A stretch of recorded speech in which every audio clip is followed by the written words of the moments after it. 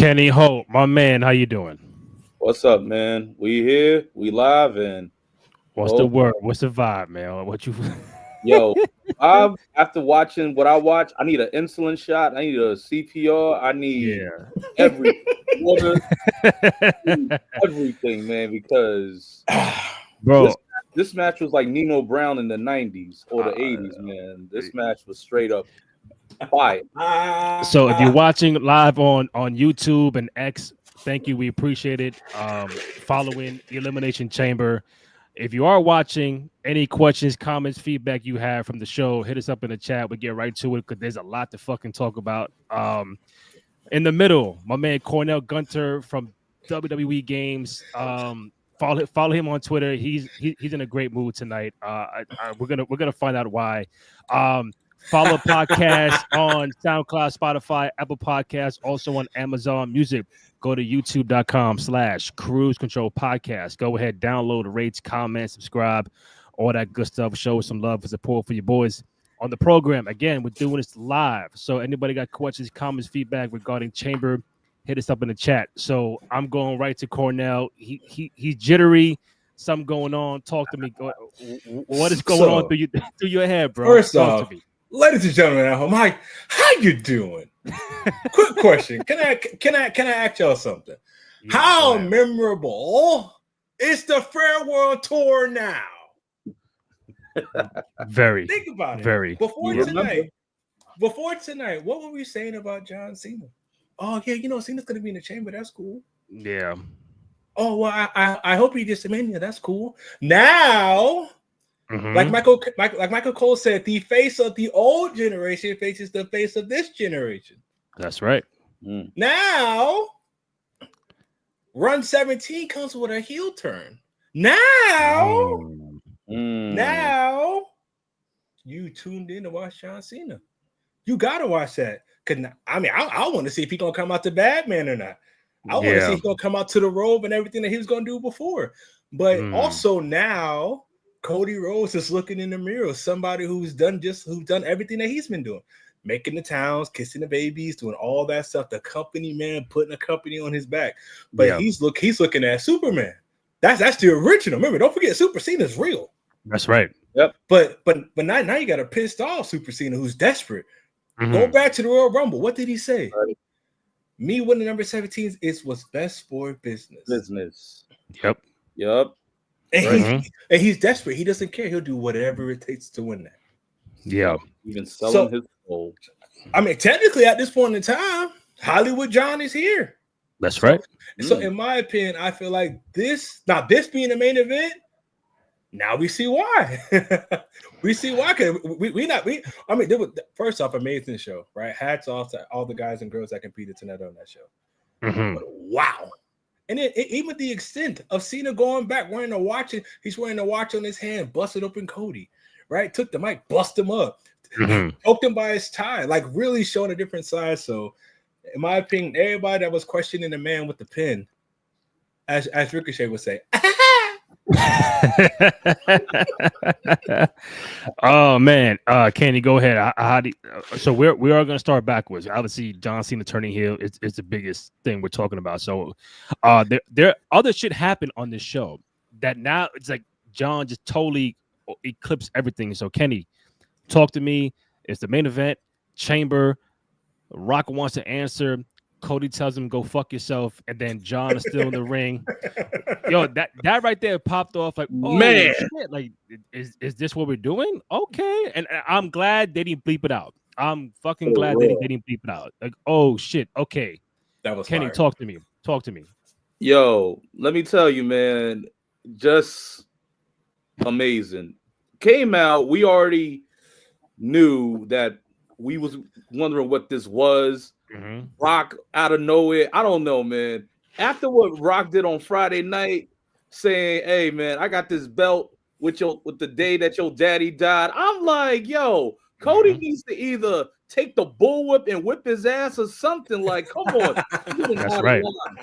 But yo, this was like a hidden figure, like something turmoil, like unexpected. So we were just waiting, like, all right. Cody, and then we see the move, like the big lead up. Cody came in, high and like gloomy, the black suit. We thought, Peter Parker's gonna turn into the black symbiote or whatever. But he came out, ready for it. First off, I was just, what the hell is The Rock coming out with Travis Scott for? Why? I mean, last week before he came out to Hot Boys, now it's Travis Scott. Block is hot. Block is hot. Now it's Travis Scott. Yeah, what's the next one? It's Dark and Hell is Hot. I mean, they had Drake there tonight too. So no, yeah. Let me. Who's on my phone? Hey. But yeah, it was just a big turn. The Go Fuck Yourself was crazy. Just wow, that was popping. Yo, man, honestly, Cena really turned into Dominic's evil twin brother from Faz.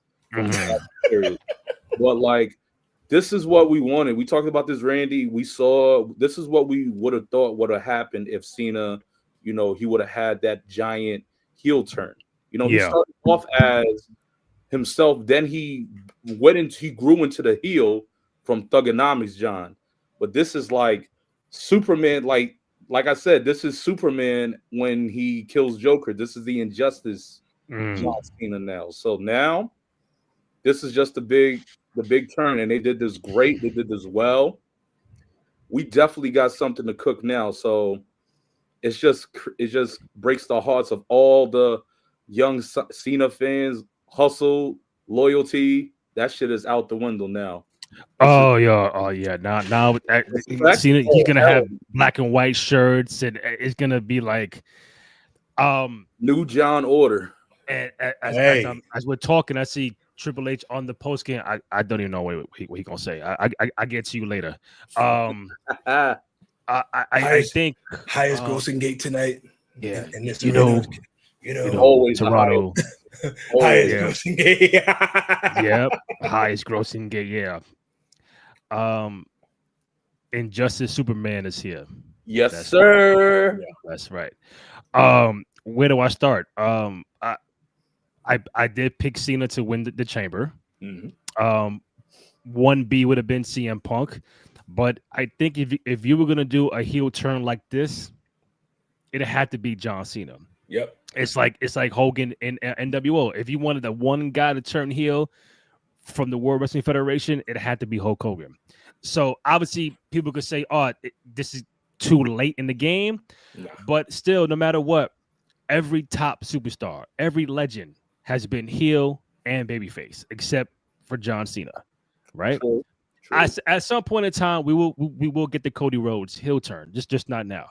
But for John to end his career not trying it one time and dipping his toe in the water, I'm like, come on, Joe, you got to experience it because it gives you more freedom. It gives you more freedom on the microphone, what to do, what to say, how to act. When you're a face, you tend to be limited of your character.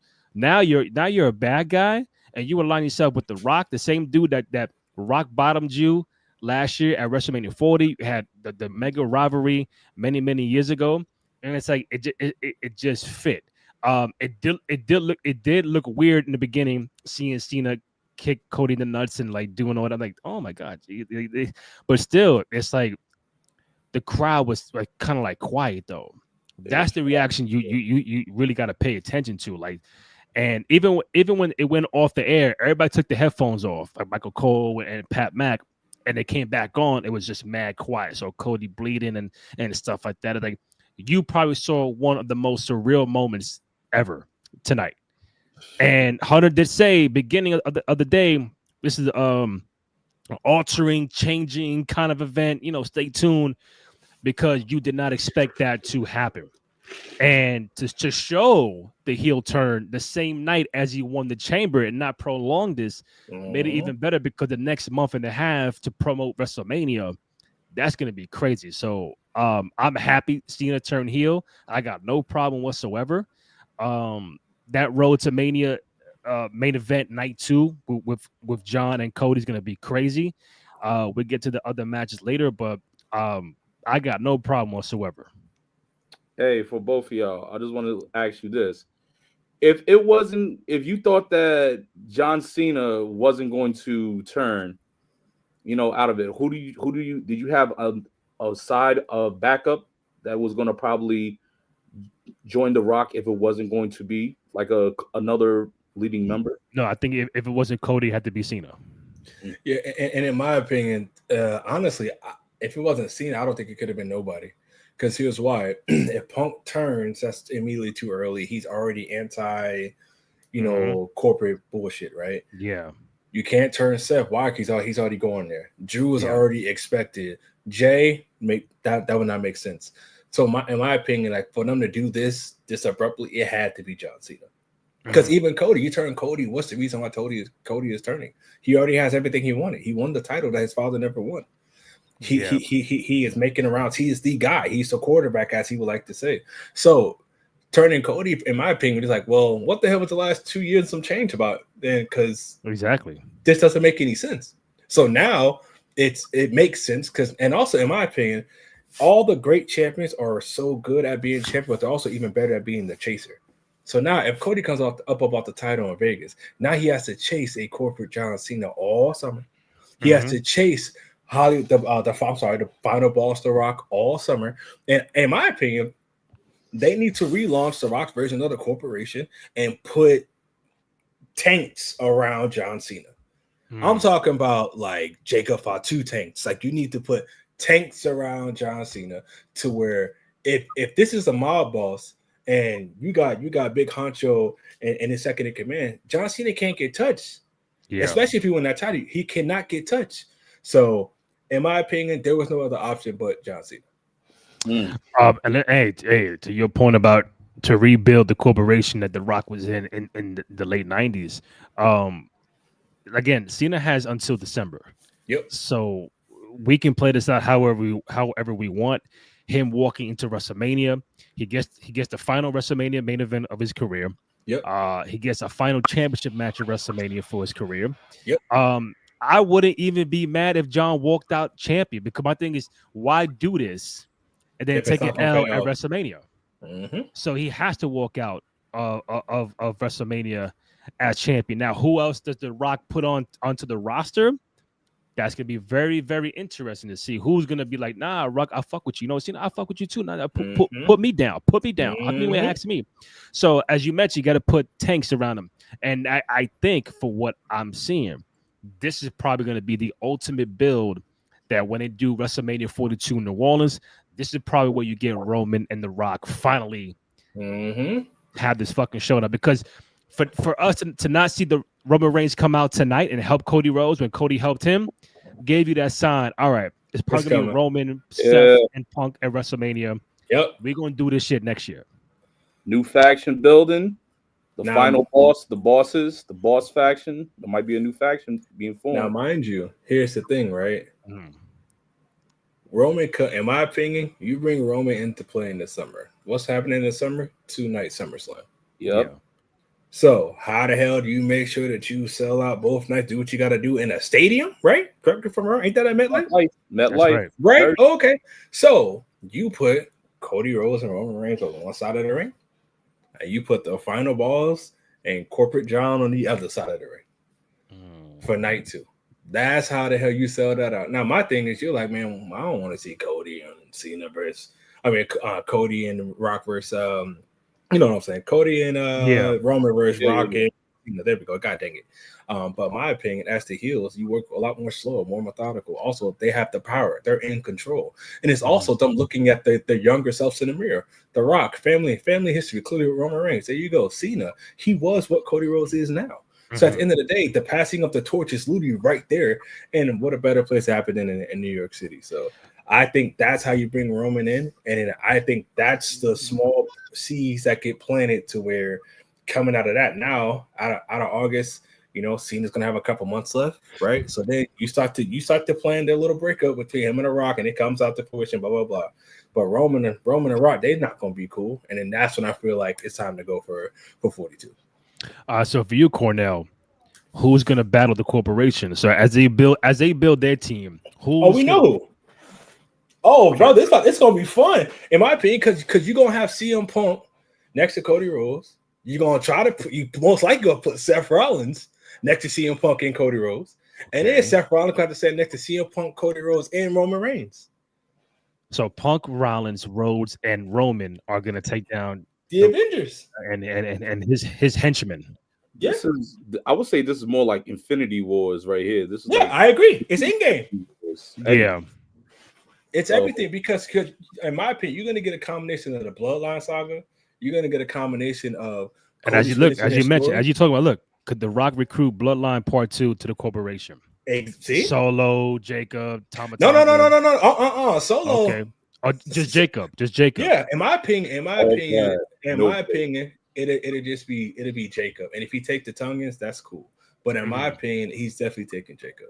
Of course. Who would take Jacob? He's a first round draft pick. Yeah, 100%. But clearly we clearly see what's going on with Solo and Jacob right now. And in my opinion, this is why coming out of Mania, the Bloodline Part 2 is going to bleed into The Rock because in my opinion, Solo's going to have to go back to Jimmy. And he's going to need help. Hey, bro, I'm sorry. Hey, big bro, I'm sorry. I know I whooped your ass and I'm going to take you out for months, but I'm sorry. And then that's going to lead to another recycle thing. But I feel like, this time the final boss going to step in, and that's how, blah, blah, blah. But yeah, man, Jacob. I mean, in my opinion, shoot, you go Jacob.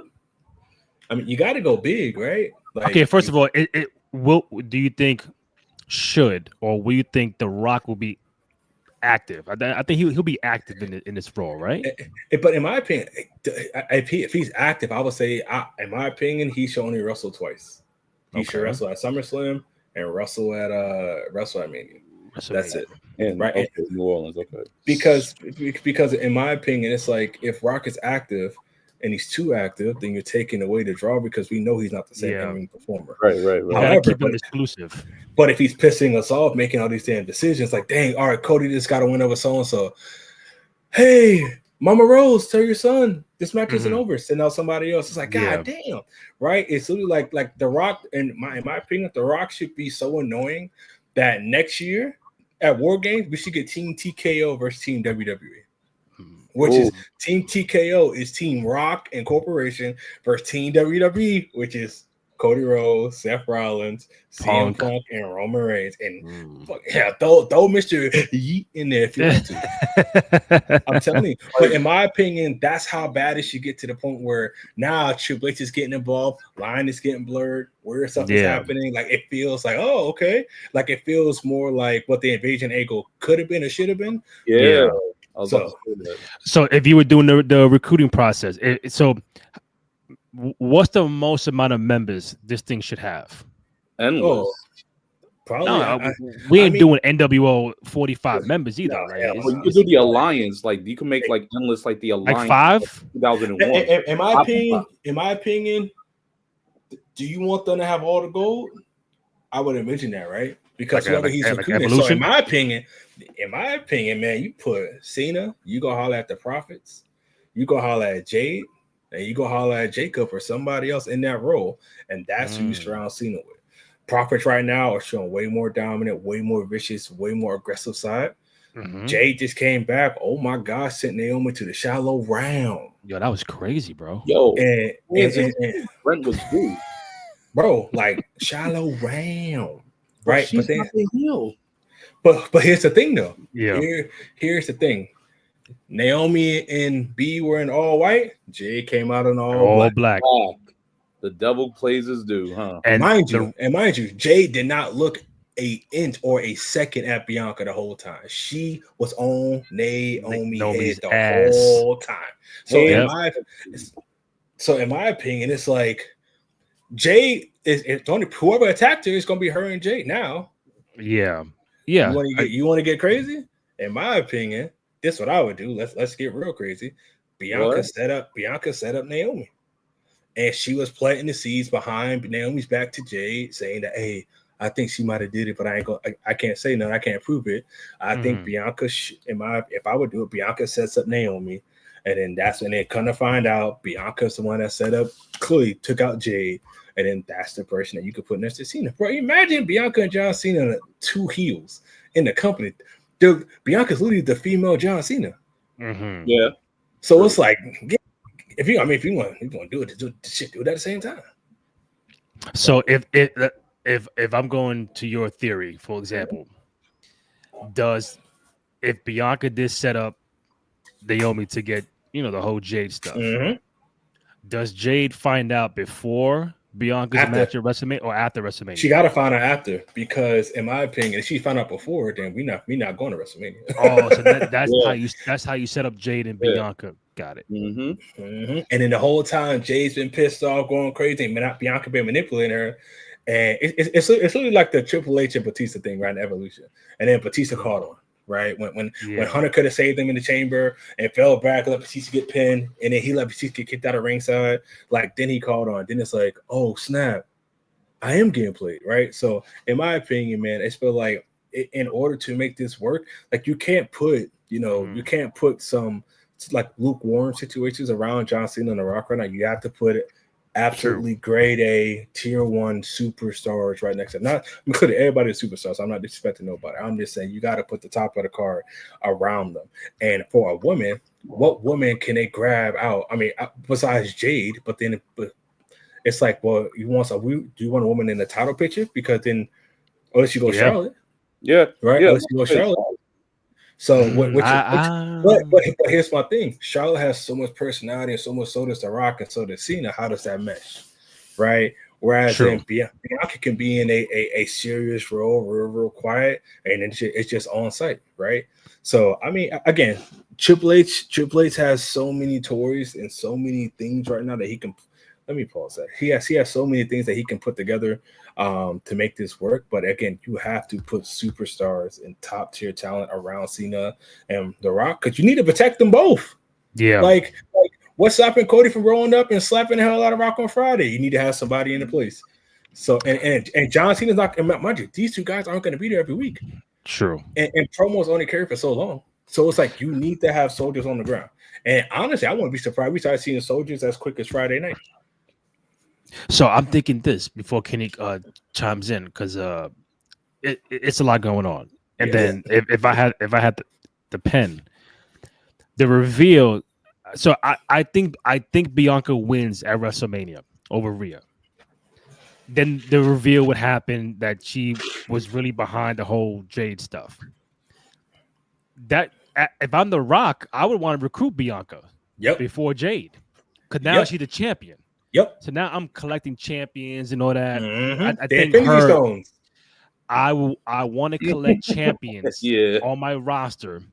So now Bianca does the heel turn. Now she's with The Rock, but then you set up Jade and Bianca for a future match down the road, because she's like the last person to go heel. And we've been wanting that for Bianca, but it's like it's how do you get there? How do you do it? I think this a possible alignment with The Rock and Cena can get there. Now that's your three people. Rock, for example, Cena, and Bianca. I don't mind Jade. Being in there, but I would say, for the sake of argument, put Bianca in as champion. You got to fill out one or two more spots. Who are you going with? I would go tag team versus singles. You mentioned Profits. Yeah, I would go Profits, because anybody else on the tag roster can you really go with right now? DIY is not really in that serious Hollywood role.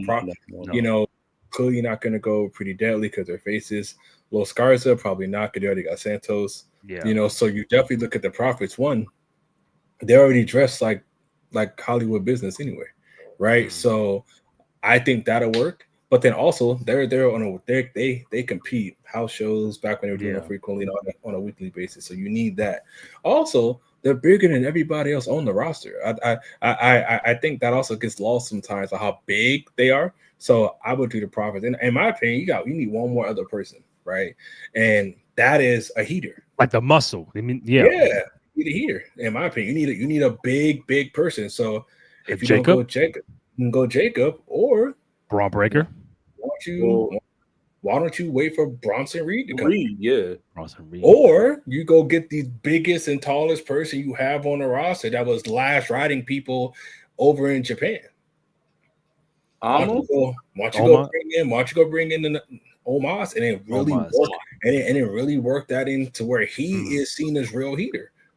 like he's rolling around with Cena. Because at some point in time in that group, yes, but you also still need to go ahead and push it forward with some type of youth movement. Whereas, if you have a big man protecting Cena, that works. Now, Braun Tariq can also hit 5,000 tsunamis on somebody, and Cena's protected. So that would be a seismic shift if with Bianca and Cena as heels. Yeah, they gotta have the Bianca Rhea match first, and then do the reveal after that.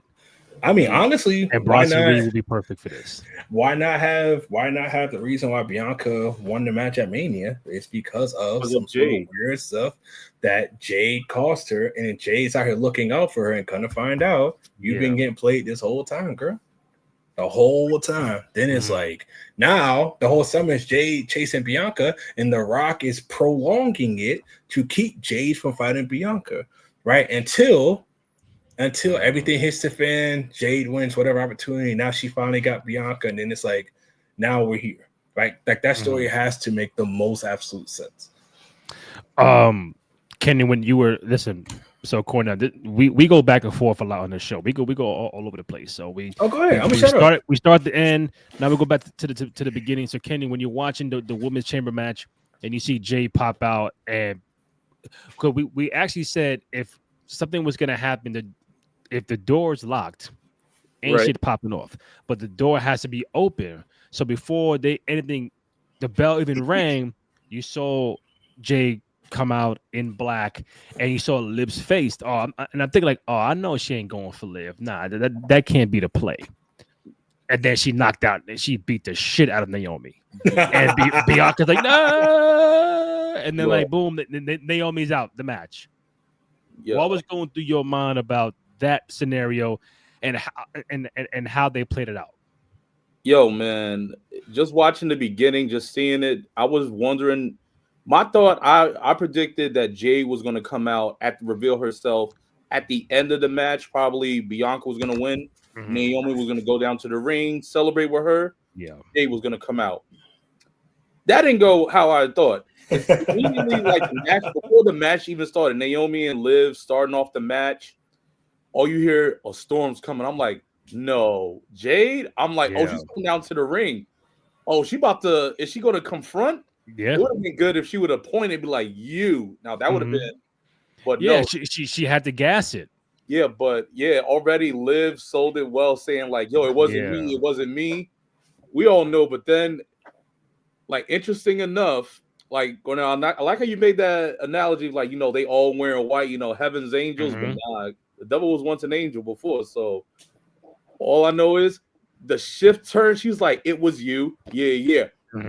Man, I'm talking about high sodium, high cholesterol, high everything regarding energy. Just out the gate. No words, straight knuckles. Just words. These fists were talking. These boots were talking. Oh, yeah. How it was like, I think the whole crowd, when she do that first punch at Naomi, everyone was just like, oh. And it was just went in. You even had Alexa Bliss. She was like, yo, I wasn't even here. Just like, damn. Exactly. Like, fuck going on over here? Turned into the camera on her. She's before me. She's like, yo, I wasn't even here, but god damn. But you know what's also crazy? I'm sorry to cut you off, Randy, but you good. All this is really going to turn out with, I like how the story they're cooking with the women, like they're doing the same with the men. So with Jade and Bianca, Naomi, this whole triple tirade is just going to blossom over, and it affects the relationships. Naomi's best friend was in the match, Bailey. So Bailey was watching her best friend get stomped the F out by Jade, and now this is making Bailey change her perspective. Like, what am I going to do? Is Naomi my real friend? Why would she do that? Yo, Bianca, did you know about this? No, Bianca and Bailey also have heat against each other as well. So this all creates this own little story as well. So I think out the gate, they did a phenomenal job just shocking you with that. And then Bianca letting you know Bianca had to deal with that. And let me tell you right now, if Bianca was in the Sopranos or she was in she was selling generational talent. She was, you know who she was like? She was like Jimmy's sister in 8 Mile when he got jumped outside of his trailer park. Stop it!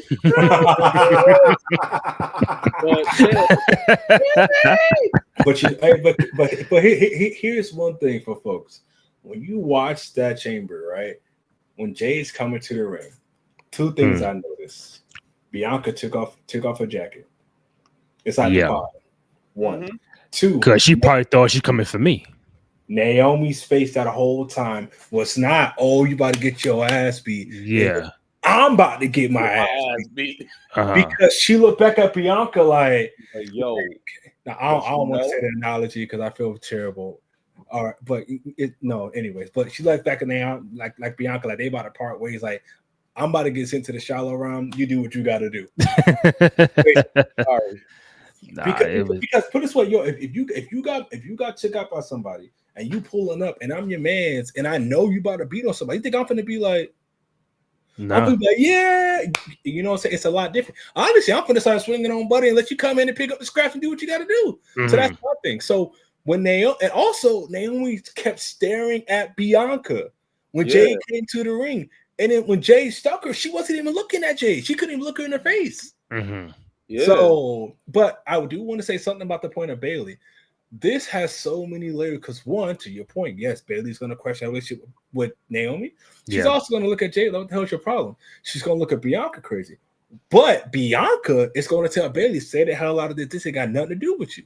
But then Bianca has to also think about which that match could probably turn into a triple threat match coming out of Monday night. So she might have to worry about 2 people at WrestleMania.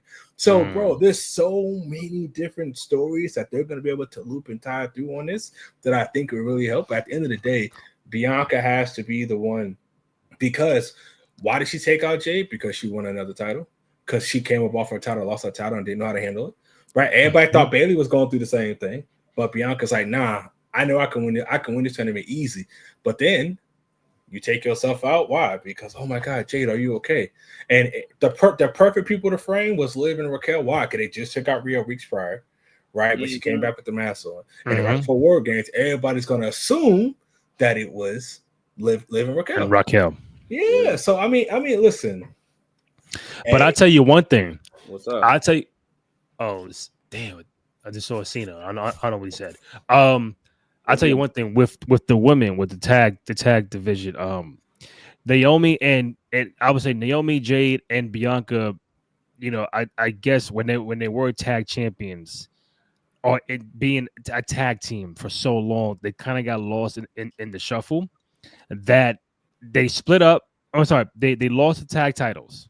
Yeah. And now you got this going on. They just became more interesting in one fucking night. Now it's like, oh shit, I can't wait to see what Bianca's gonna do or say. I can't wait to see Jade now. I can't wait to see Naomi. Hold on. Bianca addressed making it to WrestleMania, handling business with this bond with Jade, and I formed this bond with Naomi. She was yo, Emmy, drop the Emmy. Let me hear it. I don't know. I'm gonna send it to you. Yo, play the audio. Okay, I do it from my phone then. Yeah. I'm gonna do it. I sent it right now. So she sat there, got very emotional, very upset, talking about how she formed a bond with Jay, formed a bond with Naomi. Right? This is why it has to be her. She has to be playing everybody. She has to be. That's the only how this stuff gonna work. Because if Jay solved the crime by herself, okay, Olivia Benson. Doom. like okay, like if she solved it by herself, then whatever, right? It's like Let me know if you can hear it. Crazy on your current part. Can you hear it? Yeah. Yep. Okay. Yep. I'm gonna go back. It was just very bittersweet. I'm trying to focus on going to WrestleMania, but well, that's my question for you, it's Bianca. very bittersweet. How do you focus on making it to WrestleMania, handling business with Io Sky, getting to Mania, but not thinking about the fact that your former partner just went crazy on your current partner? It's hard. It's hard because I formed this bond with Jade, and I formed this bond with Naomi, and this happened tonight. And I'm confused, and I want to be proud of what I did tonight. I accomplished something very amazing. I'm the first 2-time Elimination Chamber winner, and I want to be proud of that. I want to point to that WrestleMania sign and know that I'm going to go face Rhea or Io, but I'm heartbroken, and I just need answers. That's all I can say right now. I need answers, and I have to go talk to both of them about that. Right. Talk. There's no talking with this now. There is no answer because you're behind everything. No. Oh, go ahead. No, please go ahead. No, you please. Well, let me ask you this. Well, because we saw Jade give the hands to Naomi, so I guess this also solidifies a question. Do you still think Naomi is still the culprit? No. Now I don't know. In my opinion, no. Because Bianca, why do you need to talk to two people? You just saw them fighting. What's there to talk about, right? And also, if Jade's attacking Naomi, you would automatically assume that Naomi did it. But Bianca does not know. She said, "I don't know. I just need answers, right?" Oh, I'm sorry. I have questions. Why do you have questions? At the end of the day, is if that's your dog and your dog fighting your dog, we know, and you know why they fighting, clearly because somebody took out somebody. There's nothing to question. At the end of the day, it's her continue to say, "I have questions. I don't got nothing to do with it, but I do got WrestleMania to worry about though. Like, I'll holler at y'all later. But I do got some questions." At the end of the day, it's Naomi didn't do it. Naomi's about to get framed real nasty. Real nasty. And I'm Bianca, And I'm here for it. Hold on. Really Did you see John Cena at the press conference? No, he walked in with no expression on his face, grabbed the mic, and then dropped the mic, and then walked back out. Yep. So he ain't say shit. Makes sense. As he should. Yeah, I mean self-explanatory. The response is in no response is the best response. Yeah, this is the Homie's John a bad Cena man. heel mode we've been waiting for forever. This is the John Cena. I don't care if it's 15, 20 years too late. We finally gonna get it for the next 7-8 months, whatever it is. It's gonna pop off, and then I want to see different merch. I want to see black and white merch. I don't want to see the colorful joint hustle. That shit is dead until December. So then he'll go back to regular after that. I do want to ask this though. Okay. Oh, Dwayne is on.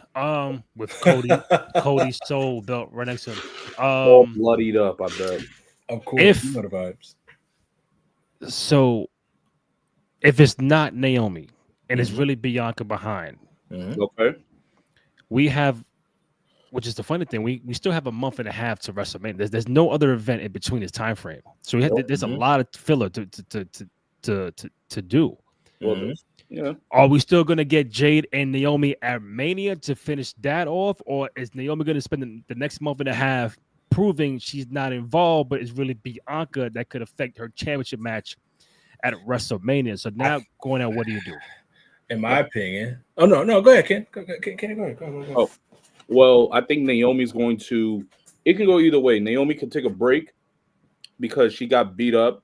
That's right. She got beat up by Jade, and she could come back after Mania and be like, "You took me out of my title match. You know, I thought we were sisters, but guess what? Now we can have beef."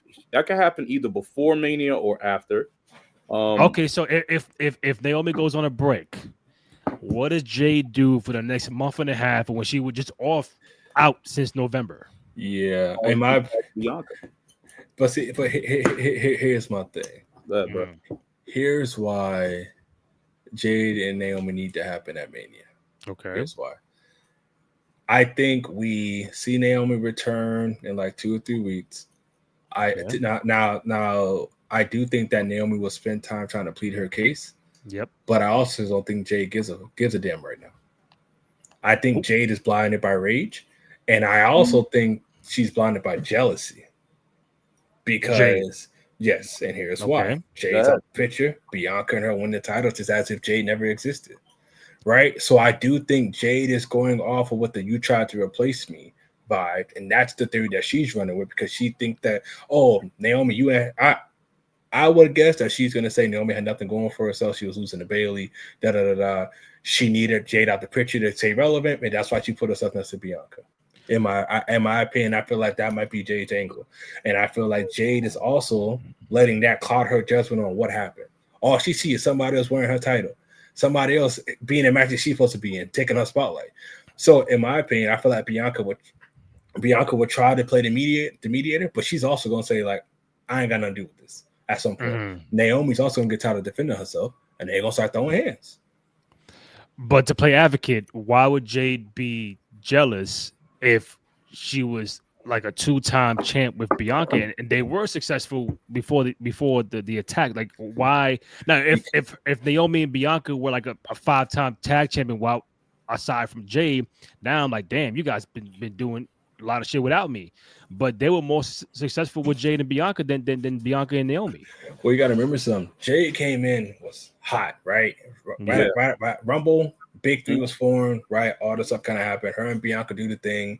They go on a damn redemption, hell path to get the tag titles. Jade is also starting to blow. Everything's starting to feel fine. And guess what? War Games taken. Nope, you don't get to go to War Games, right? No Rumble stuff, right?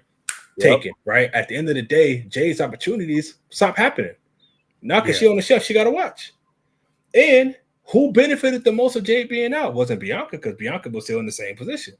Naomi. Yeah. Right.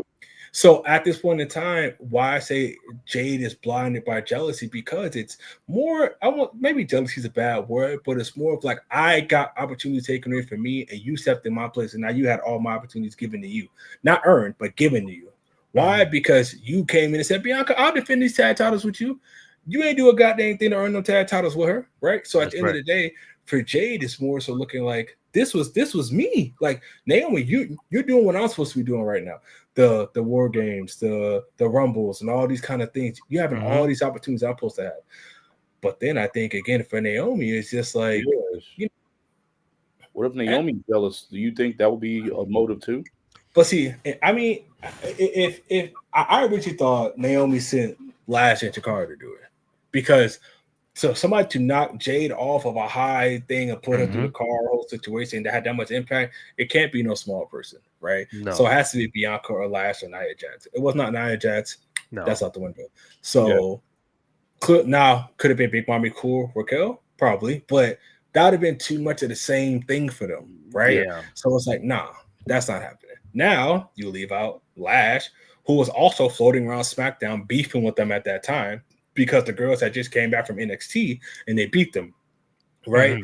So it's like, okay, now it's like, well, then could Bianca have to? So it has to be one of them two. And in my opinion, I would have went the route of Lash doing it, Naomi reforming Team Bad 2.0 with the Meta Girls, and that's kind of how they ride out, and that's how they get introduced to the main roster. That's how I would have did it. Because then Naomi got a heater, and she got a bumper in Chikara, and that she could scare her away and do her little thing. So that's how I would have did it. But now we're here. Or you could also say, hey, what's the motive for Bianca to do this anyway? You could say, hey, Bianca was a single star. Yep.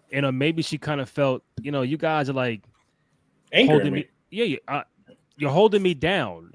Like, tag team was cool, but now I'm like, I got to get back into the singles scene. And I was with Jay for a long time. Then, I take her out so they can take the belt off of me. Now we're gonna plug in Naomi. Oh fuck, I'm still tag champion. Like, now it's like both of you are annoying me. I'm gonna set you up. I'm gonna get you out of here. I'm gonna get my singles run. Now I win Chamber. I go to WrestleMania. I go main event there with Rhea, and now I get what I want, but at the expense of both of you. So now it's like I'm eating, but you two get out my face. You're annoying me now. That might be something there because Rumble. Remember that whole Rumble thing that they had? The promo her and Naomi we talked about was that I'm going to WrestleMania. Well, I'm going. Well, one of us is like they both had singles goals, singles competition goals and mindset. So I mean, regardless, something is cooking. Something is cooking. And I will say this before I stop talking and let everybody else talk. In my opinion, this was the best presentation of Jade tonight that she's ever had in WWE. I agree. This brings me back, Randy, to the night after Crown Jewel. This is when I think either Jade or Bianca. It was probably not Crown Jewel. Jade and Bianca were still tag champions, and they came out in their Deadpool outfits. Okay. And Liv was stating that, you think that you're to Bianca, like, you think you're so bad, you think Jade, like, you think you're so bad, you want the spot. But here's the thing. One thing about it, because how do you think you got those tag titles? You think that you could trust her? Well, guess what? And as Jade was turning around, Bianca was behind her. You think you could trust her, but she'll end up stabbing you in the back. Mm-hmm. So, and that's when Bianca's like, you think you know me? Yeah, I think I do. Mm-hmm. And so that really might also turning because Liv was stating it all out. It wasn't me. That how do you know? Like every time they were accusing her prior to War Games about her attacking Jade, Liv was saying, or Nia was like, well, you need to ask the people that are all around you instead of asking me, because it's always the ones closer to you. So we've seen this before, Hunter and Sean. Mm-hmm. So, yeah. So do you all this? Yeah, and you've been saying it, Kenny. You've been saying it. If you want the impact, you want like, oh shit, Bianca has to be the one that plays the Triple H role. Mm-hmm. Yeah, you damn right it was me, Jade, and then Shawn is Jade is the Shawn Michaels. Like Naomi's the filler now. I think seeing and hearing everybody, she's just like, all right, you're the puppet now. Yeah. Like the big reveal is Bianca, but once she has the title, then it's known to the world that it was her all along, and she's Hunter, Jade is Shawn, and now the chase of Jade after Bianca is like, oh shit, now we're gonna get on and pop. But now here's the thing though too, you can't have two super duper baby faces going into Vegas against each other, can you? I mean, you could, but that's why I asked you, is the reveal gonna come before or after Mania? But here's why I feel like the reveal should happen in Las Vegas. If Bianca cheats to beat Rhea, everybody's like, yo, what the hell is going on? Then that also gives you buffer time for her to explain her actions to her friends and her peers. Like, yo, it was just a thing I just did, whatever, right? But then that can also bleed out to when the reveal finally happened. It's like, yeah, I've been playing all year. Y'all dumb as hell, right? Mm-hmm. It's like, I didn't cheat on accident. I want this title, right? Those kind of things. And to you guys' point, Naomi is being used. My only thing is that I feel like this could be the Jey Uso moment out of this. Is no pun intended. Is that if Naomi is the one that's getting cast aside, I feel like she should be the one that beats Bianca if Bianca is the revealed as the super duper heel, right? Because here's the thing: you are automatically going to expect Bianca to get beat by Jade, right? Of course, but if Bianca used Naomi, took her out, mind you, Naomi got took out of the chamber tonight. Yeah. So I mean, for Bianca, it's like maybe she does not feel like beating her peers is the easiest route for her to go get title or get title opportunity because they know her the best. Mm-hmm. So she got Naomi took out the chamber. Now, if you're Naomi, you heal up from your wounds, you're able to go through the saga. Naomi should be the one that goes ahead and takes everything back from Bianca that she lost, right? So, in my opinion, I hope and pray that it is Bianca, and I hope it turns out that Naomi is the one that dethrones her, if that came to be. Okay. So, I'm not sure if you guys noticed, but Randy Orton came back today. Well, hold on. Before he came back, they was going crazy. That match was. Yes. Do you think that match? Y'all think that match was similar to an ECW Extreme Rules match? Would you rate that? Like, would you say to classify that as a ECW type match? Man, I classified that as like a really, really good hardcore anything goes match. Like back in the day when they used to be like anything goes, you're like, oh man, hold on, let me sit up. They about to get crazy. Exactly. Like I felt like the use of the barbed wire around the chair wasn't overly done. I felt like it told a good story. I felt like they used the perfect props and place to tell their story. The hockey stick goes back to, remember when they had the fighting into Judgment Day and they came out in the hockey jerseys beating them up with the hockey sticks. It's like all those kind of things. I felt like what they did tonight was great. I felt like even to the last spot when he towards the end when he pushed the enemy up and went through a double stack table. I don't remember the last time we saw somebody go through a double stack table in the WWE, right? So I feel like That match was great, and I honestly like it. I feel like it got extreme as an ECW match. I see what you're saying. It got the ass extreme, but there wasn't any blood and those kind of things. So I'm like, okay. It felt but it felt like a really good hardcore WWE match. Yeah. And Randy coming out at the end was just like, oh goddamn. So that sets up Orton and KO for WrestleMania. Yep. What do you do with Sami Zayn? He goes to see the man that's been stalking him. That's not Kevin Owens. Karrion Kross has been stalking Sami Zayn on the internet. That's right. And making fun of him and doing all these spoofs on him. Okay. And when Sami Zayn got eliminated from the Rumble, Karrion Kross like, he ruined it. Now I gotta kill him. When Sami Zayn lost, who did Lucy? I think he lost against like Punk or somebody on that Raw. Karrion Kross behind the curtain laughing at him like, ha ha ha ha. Karrion Kross wants Sami Zayn, and Karrion Kross is gonna get him. I'm telling you, he's gonna get him. And also, I think that's gonna, everybody know the Karrion Kross effect. It's like the butterfly effect. Yeah. You know what happens after that. So as we sit here tonight, it's March 1st. Yep. First of the month. If we're writing the WrestleMania card, Wake up. right? We're gonna have Cena and Cody Rhodes. Yes. We're gonna have Jey Uso and Gunther. Yep. Charlotte and Tiffany Stratton. Woo! Bianca and Rhea Ripley. Or Bianca, Rhea, and Io. Now, do you think that? Why would you put Io in there? Go ahead. Do you think that match? You really think Io? In my opinion, I have no way to think that Io Sky will end. And Io Sky versus Rhea will end clean. I don't believe it. Do you think that Bianca will come and interfere that match, or someone will interfere with Io, and that will increase Rhea and Bianca at Mania? I mean, shoot, that could happen. I feel like if somebody were to interfere in that match, it would have to be somebody targeting Io, which would be her Mania opponent. Because I feel like you can go two ways with this. If Io does not get inserted into the women's title match, she has to go after the IC title. Mm-hmm. Why? Because then you can set up a story coming out of that. If she does beat Bird Lady, if she does beat her, right, then it turns into Dakota Kai looking at her like, dang, I know I can win that title. I know for a fact I can win that title. So then that creates a different side story building on the inner damage control completely, finally, right? Not finally, but you know what I mean? Like finally breaking down. But I cannot see Hunter not having his 3 top women from NXT all at WrestleMania competing for the WWE. I can't see a world where that does not happen. I see. Listen. You're talking WrestleMania.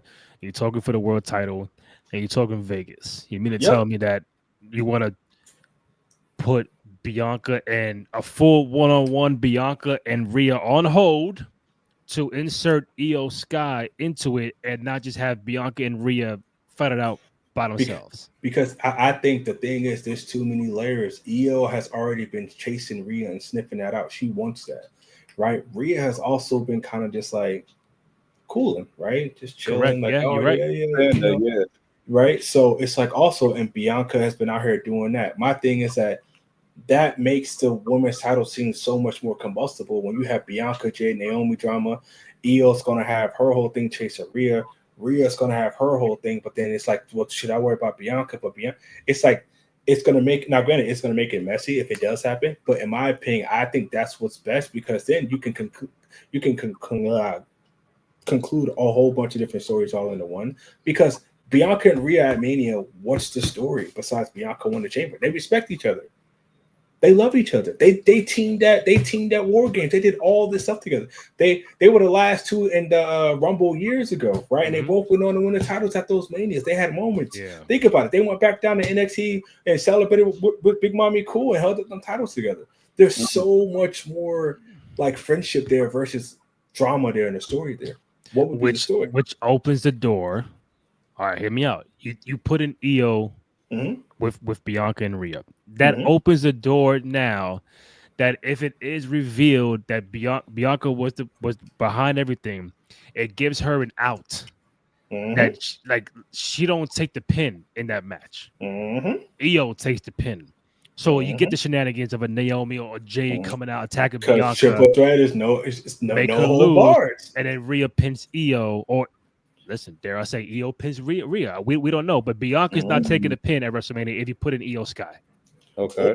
Or it could be triple threat match and how Bianca win it because there's shenanigans and there's cheating. Where actually she wouldn't get disqualified for it. Because now there could be a weapon in place, there can be a run-in. Shoot, she can go ahead and manipulate Jade, like, yo, we need to bring this out of, like, clearly not just saying there's a whole bunch of different possibilities, right?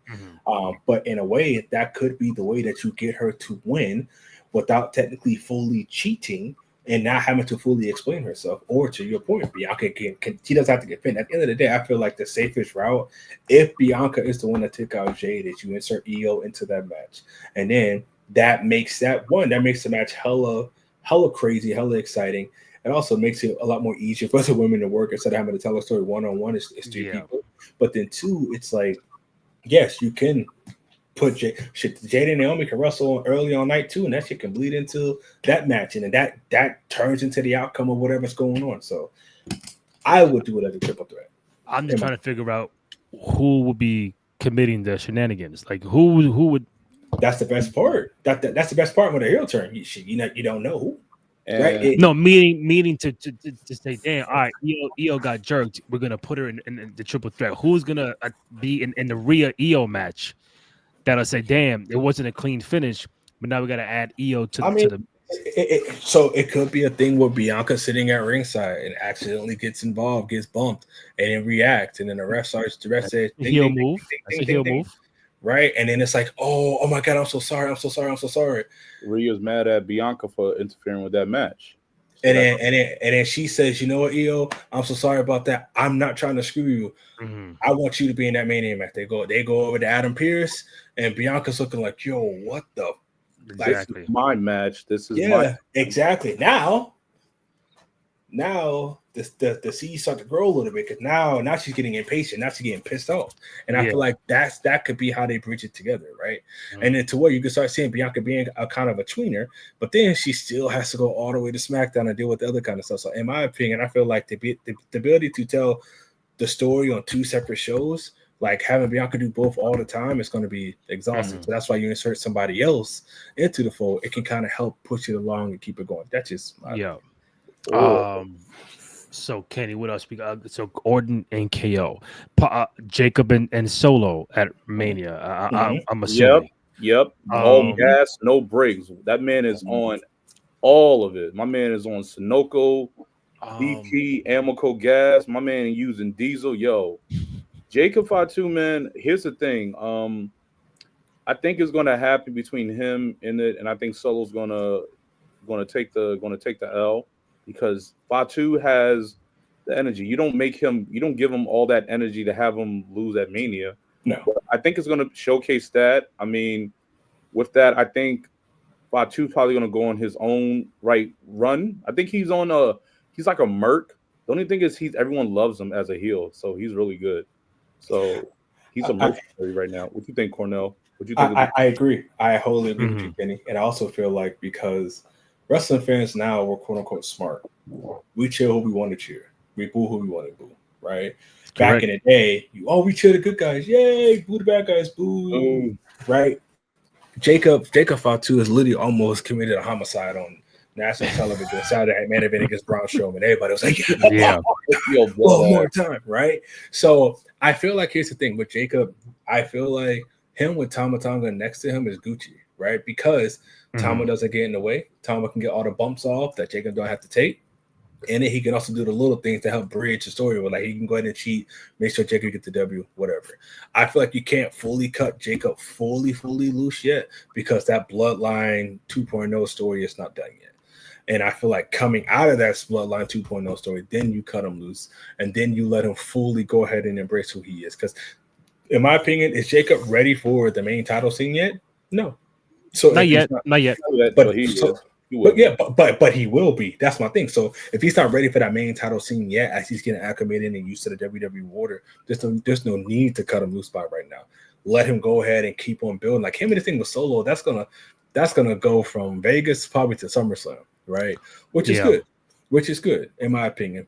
And I feel like for Solo, like he's shown so much more maturity in the ring, definitely within his character and on the mic, to where I feel like Solo benefited so much from working with Roman, right? Clearly, Solo's no Roman, but I feel like Jacob will benefit a lot from going against Solo and having to go promo battles and being able to be in the ring to tell the story and be able to pace himself. I feel like against Braun, he was kind of going too fast to where we saw the spit, loogies all in his beard. He was kind of like, he was sucking wind. But I feel like this is kind of getting Jacob ready and molding him to be ready to take the reins of the bloodline of that stuff come 26, 27.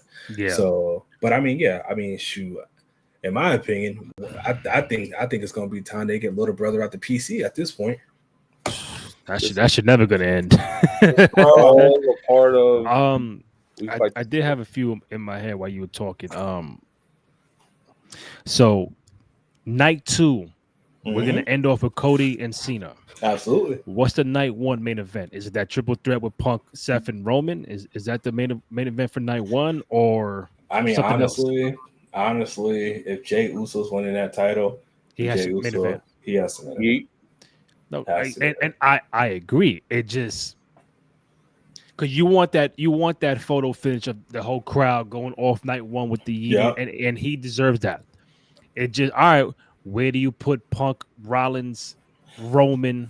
Well, see, here's my thing. Punk had an interesting quote come out today where he said he doesn't care about main eventing WrestleMania no more. Do you believe him? Come on, absolutely not. Wrestlers are great, but they're also liars, right? And that's like part of the thing. They just lie all the time. Like my best friend is Angela Dawkins. They lie all the time. But anyways, I'm just joking. But it's just one of them things where I feel like Punk's maturity has let him accept that, okay, maybe this is not the best thing to do right now. Yeah. But I mean, granted, on paper, Seth Rollins, Roman Reigns, and CM Punk should main event any show that they're on, except for night 2 at WrestleMania with heel John Cena and Cody Rhodes. So I would assume if they're not the main, they're second to last, right? Because then if the crowd's going to be on high for that match, and then when Jay comes out, the crowd is going to be good for a good 10 minutes, at least for the entrance, right? So at least you keep that momentum going, because you can't start the show with Jay because you need that nighttime for him to walk through the crowd and the lights on, all those kind of things. So it's like, what do you do? You're not going to put Roman and Seth and Punk first. It's like, right, that's what I'm saying. So it's like, you gotta. That is a tough spot. That's a tough because spot. It is a tough spot to put that match anywhere on night 1 or night 2, because you hear 3 big time names. Oh, that's a fucking main event. But Uso earned that. And now you have the Cena, Cody Rhodes. You damn better believe it's gonna be the main event. And you don't want the energy from a Punk Rollins Roman match to deflate something else after, unless that's gonna steal the match, steal the whole night. And we've seen that where you get put 5th or 6th, and the crowd is crazy, and after that it's like, damn, I'm tired, I'm beat up. Yeah, it's like Shawn Taker, it's like Macho Steamboat, it's like all that. Like, oh damn, I saw the main event already. The main event happened an hour ago. I'm tired. I want to go home now. And to get the energy back up for like a Uso and Gunther, with the story's picking up. I think they have more to go for that. But you got to get that to a point where it means the same or more than a Punk, Rollins, and Roman. And the one thing that's going to make that story even pop more, and you can tell me what you would do, Cornell, is what is the favor for Punk and Paul Heyman? You still have that out there in the ether. Like, does he pull that card for Mania? Is it after Mania? What do you do with Punk in that favor? So I want to follow up on your first point. Oh, hold on, I gotta sneeze. Jesus Christ, you good. Man, I'm back. I was back here suffering. I'm like, I don't want to sneeze too loud. No, it's all good. Goes in tight. All right, sorry. Bless you. Thank you so much. All right, so it's one of them things too where, let's look at Gunther in this whole thing. Mm-hmm. He needs to start main eventing things. Yes. He needs to have more of a like dominant, concrete alpha presence. Right now, remember back when Roman used to tell Drew, he's like, "Oh, you're a B plus, or not B plus, but you're like a B or whatever, like number 2." Yeah. Gunther definitely feels like number 2. When Gunther had the IC title, he felt like number 1 across the board. Of course, yeah, big. And I feel like he needs to get back to that, because what you don't want is somebody of his stature, of his caliber, and of his magnitude to start getting depreciated in the eyes of the fan when he's a title holder. Yeah. Because as a heel, good heels also win championships, and that's how they say bad, right? Because heels aren't supposed to be the chasers. That's the babyface. Right. So True. I feel like Gunther needs this main event more than anybody we talked about today. And whether win or lose, he needs to be in that role of like the champ, headlining the show, being the man. Because if he's on another show as the champion, and he's going against one of the most over people in the company, and you still can't get the main event slot, that's not a good look. And you're the world heavyweight champion. Your last year, that championship was it went on first of night 2 with Seth and Drew. So now, if you want to take that belt more serious and that title more serious, let it main event. Like, oh shit, like okay, like, world heavyweight championship main event. And if you're main event Jey Uso, you need to fucking main event. Yeah, and win. And win. But also, I feel like too, like Jay will give that Goon is going to give Jay a match that I don't think he even knew that he could have. Right, because we know how when that bell ring, we know what Gunther going to do, and I feel like for Jay, the thing about it is like if he were to beat Goon in Vegas, whatever that match is, let's say it's a great match, he's going to be expected to keep that rate, and he's going to be expected to keep that same style and be able to keep the crowd invested. And I think working as a champion is a lot different with working as a challenger. So I feel like in my opinion. Would I be mad if Jay did not win? No. And only why I won't be mad if he did not win if it branches to something else, maybe he won it in SummerSlam. But I feel like if he were to win and it's not what people were expecting when the bell rang fully, not saying I know he can go, but I'm just saying for other people's standpoint, then it's like, what are we gonna do? Yeah.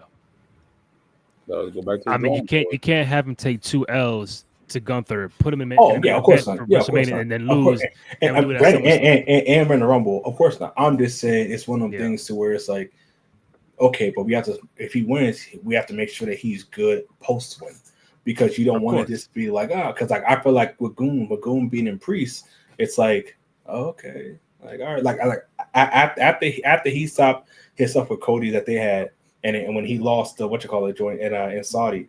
I feel like it kind of just went like, for him, right? You know what I'm saying? So as long as Jay doesn't go through that curvy road, then he should be fine. But also, if he wins, do you think he needs a long title reign? Because I don't. I'd say Jay will either get like a title reign up to SummerSlam and may lose it. I think Jay is good. He needs the title push, give him his respect. But I don't think just yet he may not be ready for a long title reign. Me and Randy was talking about it. General, do you think that some champions need to hold the title belt only for like a month, 2 months? Yeah, just have it. Yeah, drop it, but drop it to also show their dominance, to show their strength. What do you think about that? I agree. I mean, look at Bayley. Bayley won the Rumble, went to Mania, got the title, lost it shortly after, right? And at that point in time, that was not even a stain on her jacket. I think she got a big ass badge for winning a Rumble and going to Mania and finally getting Bayley's moment. I feel like Jay, to your point, Kenny, like, winning that Rumble, winning that Mania, drop it at SummerSlam. I feel like that's perfectly fine. Because we're also we watched Roman Reigns, go ahead and be champion for days, right? Yeah. We saw Moon be NXT UK champion for days, right? We saw a lot of long title reigns that went for days, and I feel like viewer fatigue is real, right? So I feel like if you can captivate an audience for 4 to 5 months, that's a good run. Because not everything needs to be a year, 2 year, 3 years long. Clearly not, right? Especially right now that the roster is so freaking stacked, and it's going to get more stacked within the next 60 days, right? So it's like we got to be able to, because you got guys like LA Knight that are sitting there waiting for the stuff to be pushed on them. Of course, Jey Uso, right? You got guys coming back too that the fans are going to want to be in that main title round. So you need to be able to keep the stories fresh. Now, some stuff can be long, but I don't think like all title reigns need to be long. I feel like it's okay to lose it after about 90 to 120 days. Yeah, because even Priest, he won at Mania and he dropped the where at SummerSlam. Yep. So that's the that's the end date. You know what? I feel like the same thing that happened to him is going to happen to Jay in New York. But that's okay. I feel like Sami Zayn is going to cost Jay. And you just probably said it. Who's in line to face Jay Uso from April through August? Who are the challengers for? Cause Jay's on Raw, so you got to think about who's on Raw. I know Sammy's still on. Could we see Jay Uso and Sami Zayn? Sure. Who else is in line? Not Priest. Finn Balor. I think Finn Balor. Yeah. No. Go ahead, Kenny. No. Go ahead. You will speak. I was just agreeing with you. Go ahead. Oh no, my bad. I was going to say I think Finn Balor because he's clearly getting reheated for a reason, right? You can clearly see it's coming for Finn. I think you definitely, they're gonna run that to Jane and Gunther back if he does win. So I think his first time defense will be against Goon. I think Finn Balor comes into play. I think Seth Rollins come into play at some point. And I think we might even get a random like a CM Punk opportunity, right? But I think Jay will have a good couple title defenses up on his sleeve. And I think he'll drop it in November, and I mean not November, in August. And I wouldn't be surprised if he dropped it to Finn Balor, in my opinion. Because here's the thing with the Judgment Day, we're seeing Finn doing a lot more stuff that like solo stuff, a lot more irritated, a lot more aggressive, right? And even now, talking about no new members. Remember, they kicked out Priest and Rhea because they didn't like. Basically, Finn was jealous of Priest for winning the title, right? Mm-hmm. And Finn had opportunities. He felt like Priest taking opportunities away. Yeah. He also didn't like that Rhea was always siding with Priest, and also because of the thing with Liv, right? But then they framed it as no leaders. Finn is doing everything that he said that Priest and Rhea were doing. So we already know that's about to get crossed out. And now that JD's out, Finn is going to be back sitting on his own 2 feet. And, let's just call a spade a spade. Finn is one of Triple H's original kids. So Finn Balor never got his full just due. I feel like this year we'll see Finn Balor actually get a good push on winning that Raw. Do you think that? Well, all right. Well, that's pretty good. That's actually a good analogy. I think they also have out there after WrestleMania. They said they're supposed to be holding a draft. Yep. So holding a draft. So like they're having a change of shows. So it's shuffling the stars again. Which is needed. Yeah. I mean, I can even see. Like, okay, Cornell, would you run it back with Jimmy and Jay for the title this time? No. Okay. No. That would be Here's why. Damn. The first time they did it off of like a real spiteful situation that was real greedy, brother. It just that was bad. They said it. So I can say it. Like it just wasn't what everybody thought it was going to be. You're right. Now, do you throw in a stipulation? Does that make it work? Maybe right? Yeah. Or do they learn from what they did? And twice is always nice, right? I feel like that could be it, but then it's like, well, what's really the story? You jealous of your brother again? Oh, okay, now we're back here again, right? Yeah. But I do feel like this draft and the switch up because the portal. What was the portal, right? Drew just went to SmackDown. Some people went to Raw. Yeah. Bayley went to Raw. I thought American Made was going to SmackDown because they were getting, but then now they're back on. So I feel like that was kind of like something that they didn't fully think out and execute well. I mean, it wasn't execute well at all. So I think for the draft, you need to balance it out. Like Andrade and all them are great on SmackDown, but you need more workers on SmackDown. If all the storytellers and all the folks that do all the over the top stuff is going to be on Raw, right? So like I think we're like with the rumors floating about Aleister Black coming back, that is a prime candidate for somebody to put on SmackDown. Yep. When the rumors of Rusev coming back, that's a prime candidate for somebody that you put on SmackDown, right? I feel like they need to bolster SmackDown a little bit more top heavy wise, and definitely in the mid card section wise. I think tag teams right now is finally getting back to being balanced with Fire, and I think the women's stuff is finally like now they got a good story, so they're about to be okay. But I think they need mid card and they need a top heavy, and honestly they need Cody Rhodes to go to Monday Night Raw. And I think if someone who could dethrone Jay at SummerSlam, okay, he's on Raw now. I could see AJ Styles. Yeah. Yeah. Yeah. That's a good one. Because also, I mean, AJ kind of already alluded to this, but like this contract, his last contract. Yeah. And I'm pretty sure if John Cena was not doing his retirement tour right now, we'll be doing the AJ Styles retirement tour. So, in my opinion, I feel like, yeah, of course, like AJ is definitely going to get a look. But that's all. But there's so many other guys on Raw that once you get out of like that, like once you get a new babyface as a champion, then you can start throwing guys at them to go ahead and make it work. So I mean, like I said, Finn could definitely get it, or I mean, you know, the AJs, even Braun Breaker, right? Granted, Logan Paul. No. But a mid-card title, not a heavyweight title yet. Yeah, I honestly, Logan Paul as U.S. champion was cool, right? Yeah. But I also think that the Logan Paul factor is the Logan Paul factor, where it's like, if it ain't broke, don't fix it. If it ain't broke, don't touch it. Okay. There's nothing wrong with him popping in and out, doing certain things and leaving. I think that's fine. I don't think he needs to have another title underneath his belt, because there's other guys that sit on the roster that clock in every single day that should be getting those opportunities and should be able to challenge for that opportunity.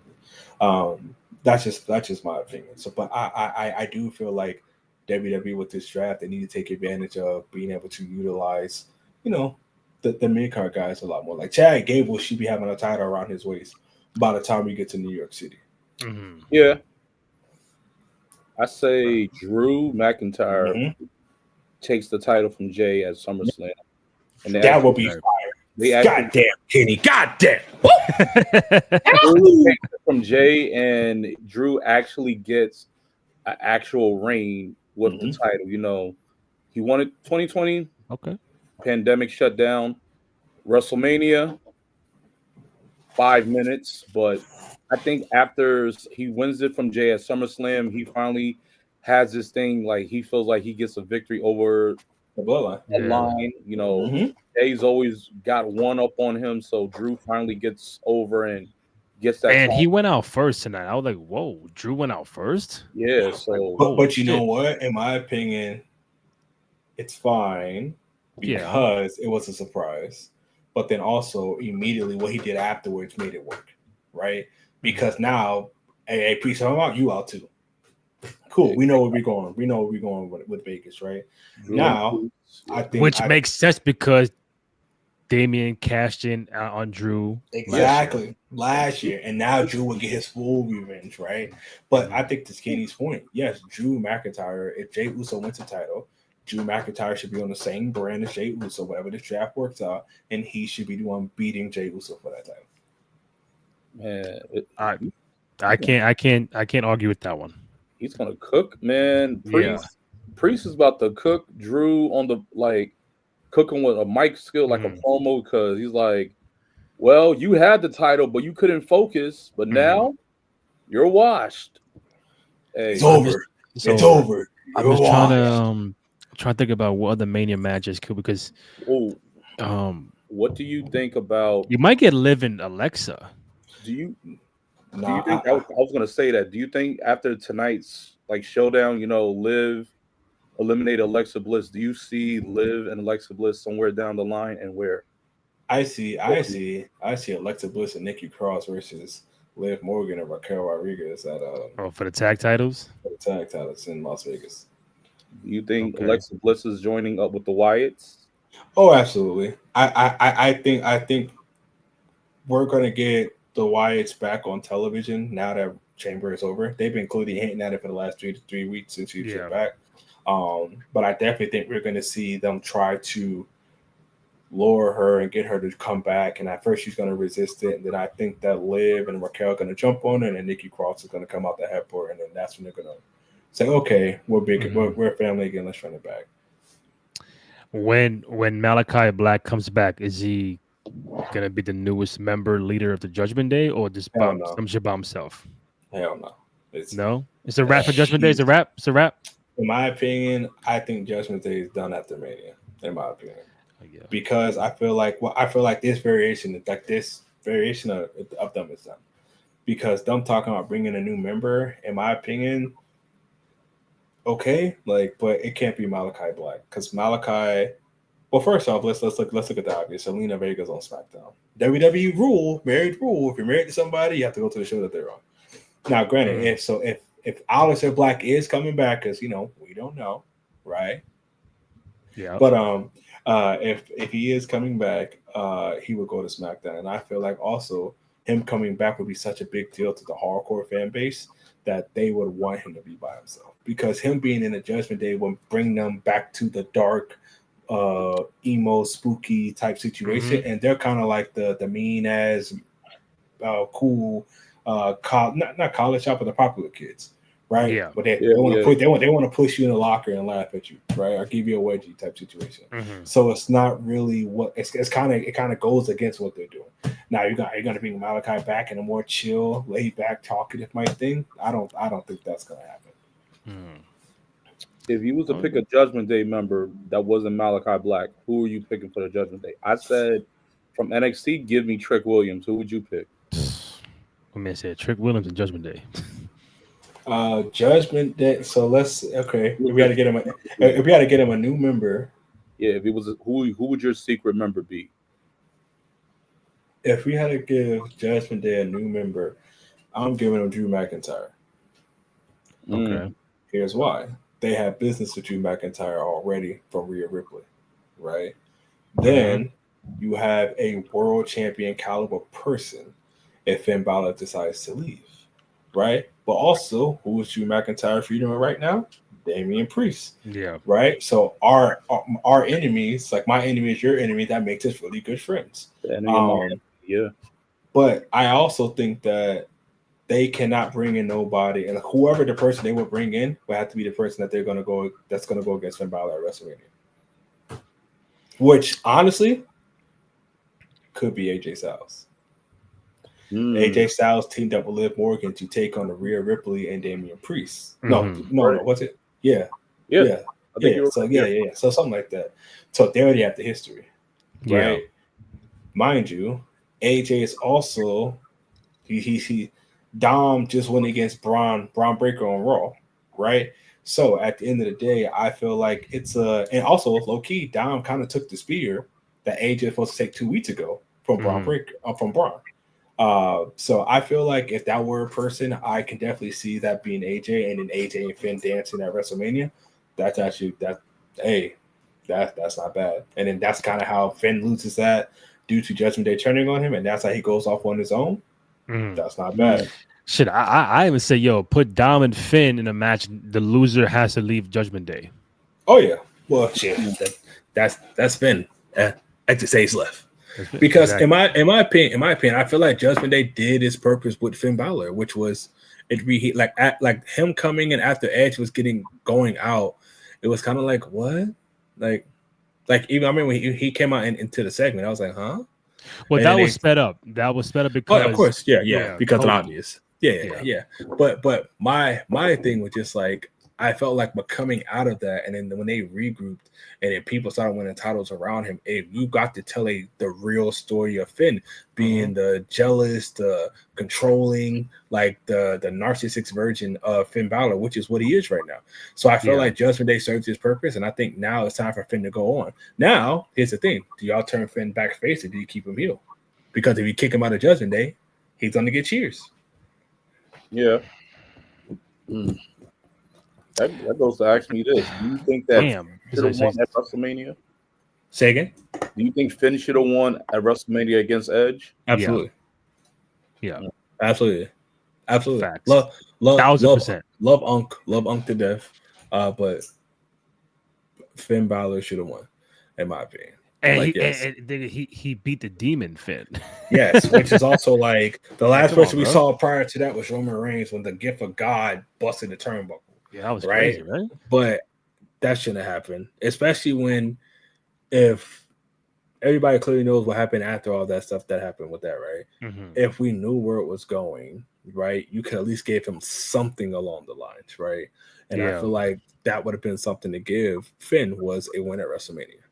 because that would have solidified him in the feud of having something, right? Because like against the Mysterios, they were beating the hell out of Diamond Ray all the time, right? Yeah, and getting the W's. But against Edge, I felt like that Finn getting the win then would have been the most crucial W that he could have got, because then the tag team stuff came about, blah blah blah blah. But him getting a one-on-one win against Edge in a Hell in a Cell, correct me if I'm wrong. Yeah. At WrestleMania, correct me if I'm wrong. Right? Yep. You know what I'm saying? Like that's like, you know what I'm saying? Like that's, in my opinion, that's something that you give somebody, especially if you know. Well, they're not saying that you know, but especially if somebody's on the way out. Yeah. A few more before I let you go. Go, Kenny. Got it. Go. No, I was just adding, like, give him 8 staples to the head and everything. Bro, all that. And I mean, it's crazy because you have him bring out an alter ego that's very dear to him.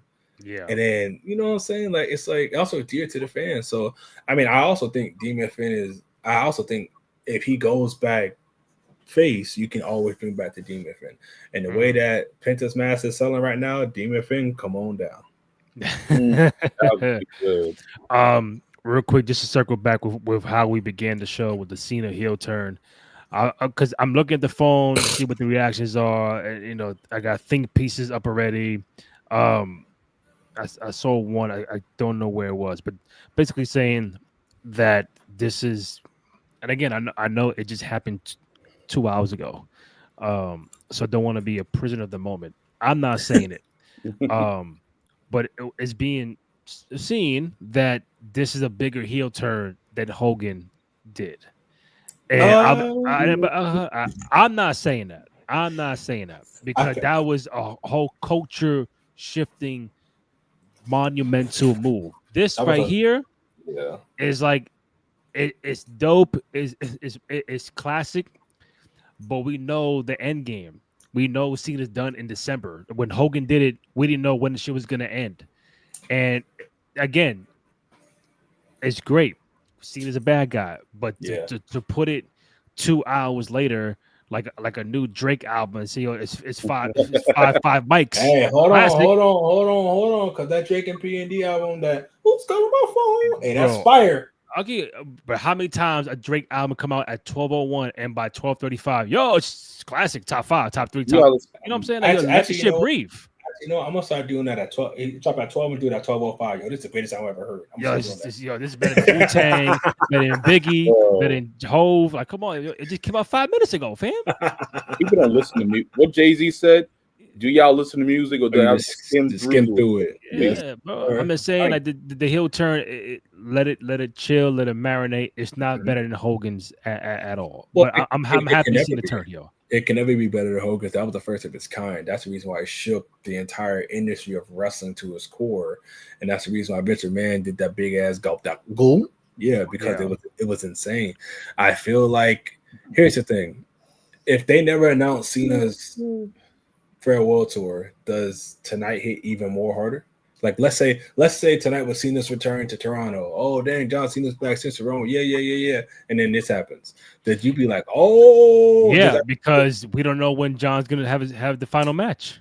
Exactly. That so I'm agreeing exactly my point. So I'm agreeing with you. Whereas in like the fact that we know the expiration on the milk is like, I'm gonna enjoy this drink. I'm gonna make sure I drink it up before I got it before it's over. But you know when it's done. Exactly. Kenny, any last ones for Cornell before we get out of here?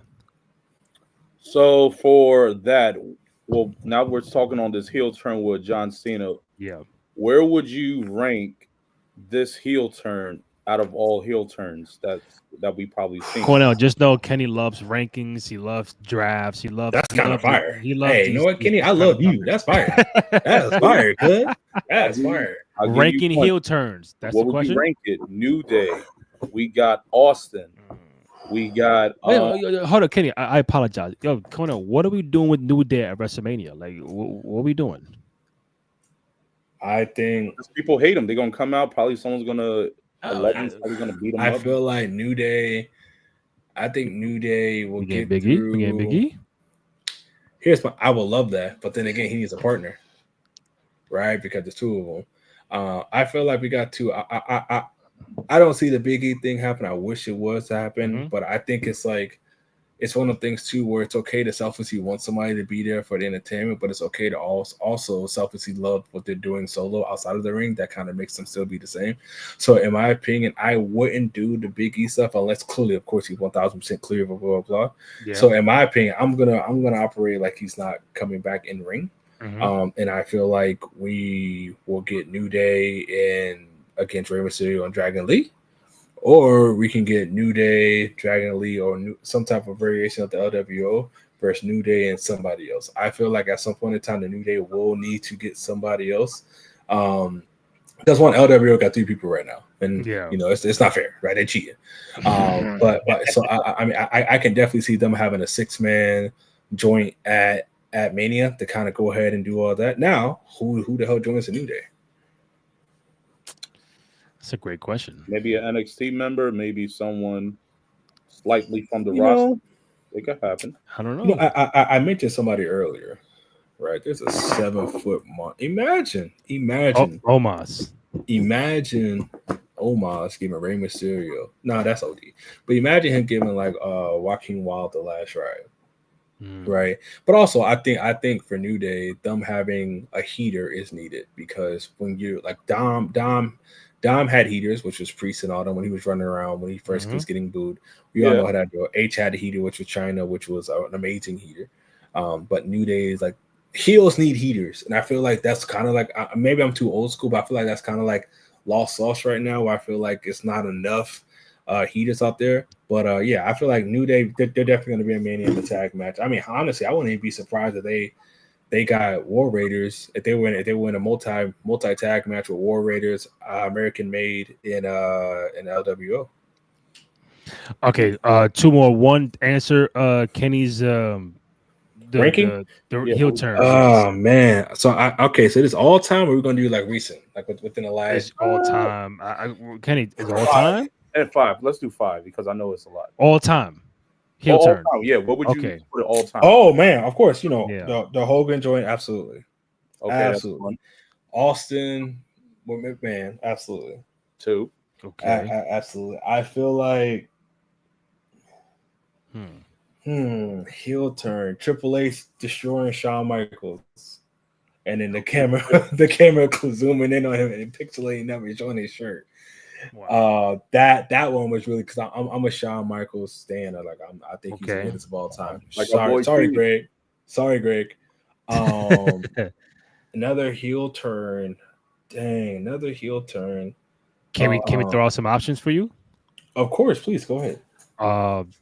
Seth in the Shield. Oh, absolutely! Come on, now stop playing with me. Yes,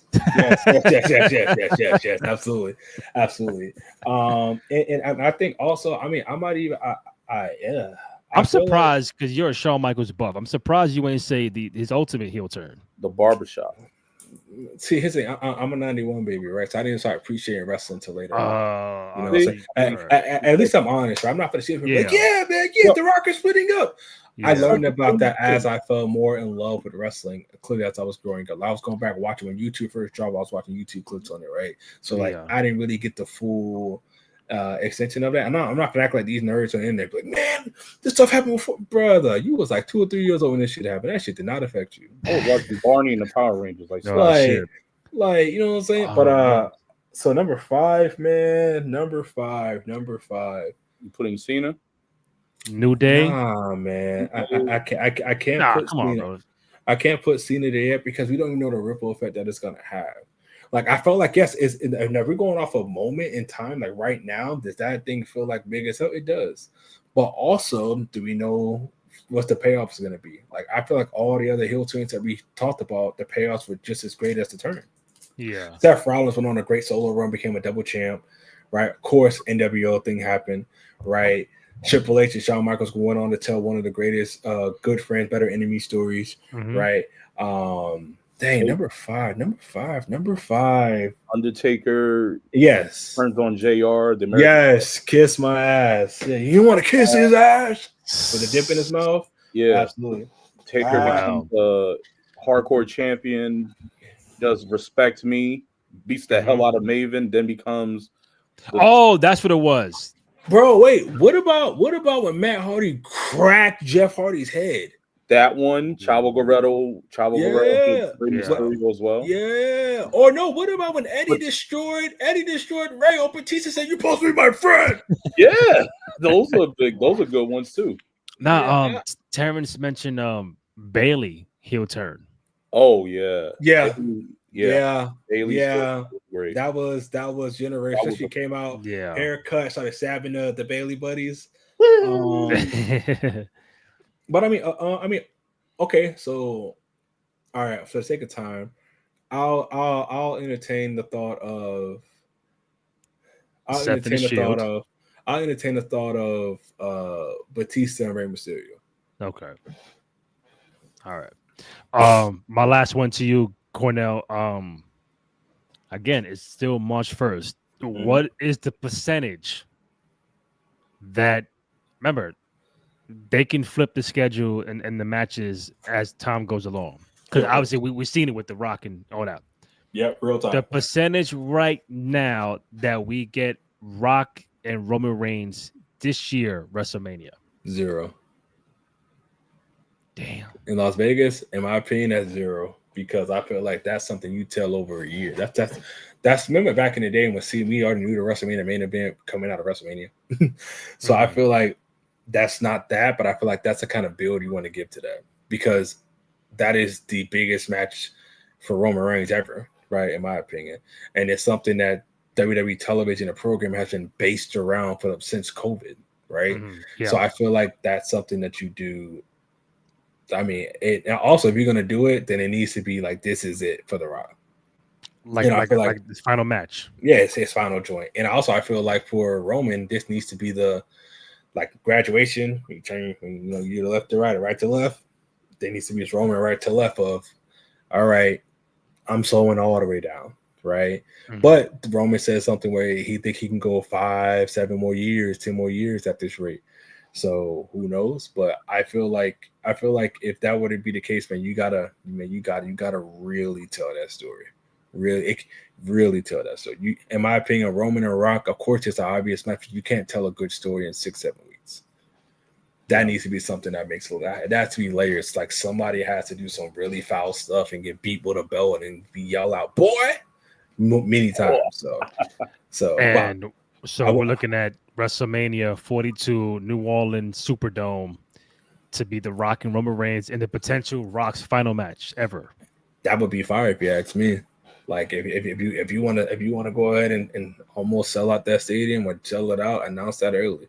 Announce that whenever The Rock has his little stage, when they have the little runner or Roman or whatever. In my opinion, you announce that early as hell. Watch that damn thing sell out immediately. Especially if you put final next to the final boss's final match. All right. Mm-hmm. See what I did there?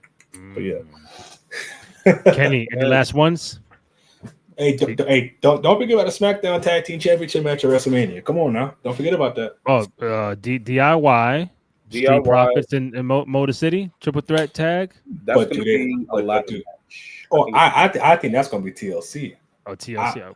I can see that being TLC, which is like scary as hell. But I can see that, and I can see the Profits winning, because if the Profits been doing all this stuff, completely changed. Like also, they need to change their music already.